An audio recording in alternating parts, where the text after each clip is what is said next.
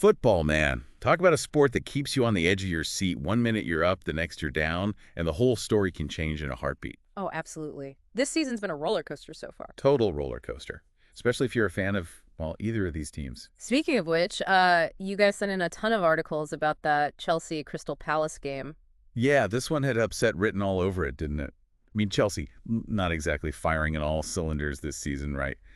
And then you've got Palace struggling at home. Should be a recipe for some drama. Should be, yeah.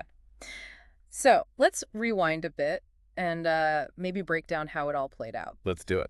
Right from the first whistle, Chelsea came out swinging, didn't they? Possession was all theirs, passing was sharp. Honestly, it felt like just a matter of time before they broke through. Yeah, and that didn't take long, did it? 14 minutes in, boom, Cole Palmer finds the back of the net. Beautiful goal, that. That dummy run from Sancho to set it up. Wow. Textbook stuff. Textbook, absolutely. But I think the really interesting part is what happened after that. What do you mean? Well, Chelsea had a handful of chances to just put the game to bed, you know? Like Jackson's volley off that set piece in the 23rd minute, that should have been a goal. Oh, for sure.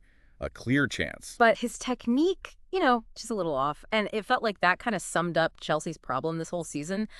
Tons of potential up front, but just not finishing their chances. Yeah, you could almost sense the frustration building, Like they knew they should have been further ahead, but those missed chances, they just hung over them. Right. And it wasn't just about bad luck either. I mean, yeah, Sancho was pulling the strings creatively, but those final balls just lacked that cutting edge. Like they were almost overthinking it, Yeah. Too many touches in the box when maybe all they needed was a quick, decisive strike.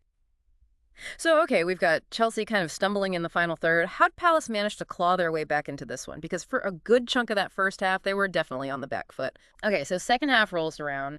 Palace's midfield, totally different animal.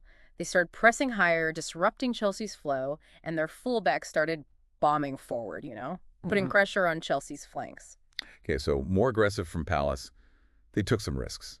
Absolutely, and those risks started paying off. Suddenly you see crosses raining into the box. Izadze almost sneaks one in, and the whole momentum of the match just flipped. It was a tactical shift then, more than just Chelsea easing up. Honestly, it was a bit of both. Chelsea couldn't maintain that early energy forever, and Palace, you got to give Vieira credit, he spotted those gaps and told his team to exploit them. Smart move. And then, well, talk about a turning point. Mateta, who'd been pretty quiet until then, pounces on Palmer's mistake, and suddenly it's level. I mean, we talked about redemption stories earlier, but was this more about Palace's tactics or Chelsea just kind of switching off mentally?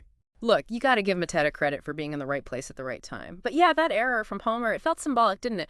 Almost like a snapshot of Chelsea's whole season. Moments of brilliance, but then these lapses in concentration that just kill their momentum. And man, talk about adding fuel to the fire. We've got Enzo Fernández almost picking up that second yellow.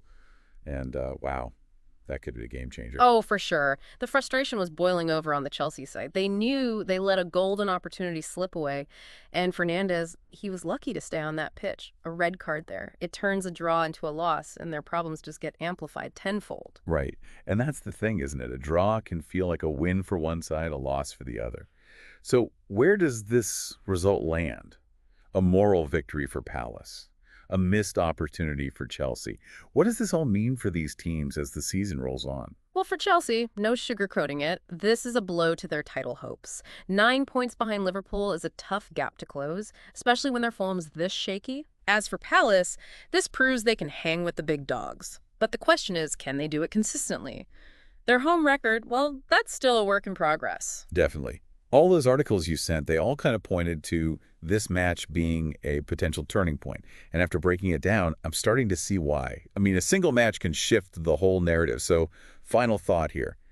If you had to pick one image from this match that just sums it all up, what would it be? Ooh, good one. For me, it's got to be that look on Palmer's face after Mateta scored. Oh, yeah. It wasn't just disappointment, it was like the sudden realization that even a small mistake, it can have huge ripple effects. And for both these teams, well, those ripple effects are only going to get bigger as the season goes on. Couldn't have said it better myself.